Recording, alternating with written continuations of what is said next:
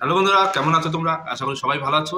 তো অনেক ভিউয়ার্সরা আমাকে কমেন্ট করছে যে দাদা কবে থেকে ফিজিক্যাল শুরু হবে, কবে থেকে মাঠে ডাক আসবে, কবে থেকে অ্যাডমিট কার্ড আসা শুরু করবে। দেখো এরকম অনেক ভিউয়ার্সের কমেন্ট আসছে। তো দেখো তোমাদেরকে বলে রাখছি, এখন কিন্তু ভোট শুরু হচ্ছে 19 এপ্রিল থেকে, ঠিক আছে?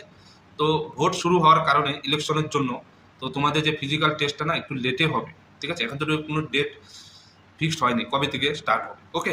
তো তুমি ধরে রাখো তোমাদের ইলেকশনের পরে থেকেই তোমাদের ফিজিক্যাল টেস্ট শুরু হবে, ওকে?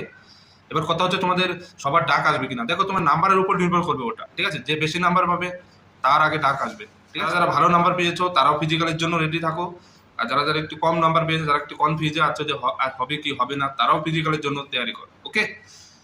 আর আমার মনে হয় তোমাদের ভোটের পরেই কিন্তু ফিজিক্যাল শুরু হবে, কারণ সবাই বিজি থাকবে ভোটের জন্য, সবাই ডিউটিতে কিন্তু ডিপ্লয়মেন্ট থাকবে। তো তোমাদের রানিংটা ভোটের পরেই হওয়ার চান্স আছে, ওকে?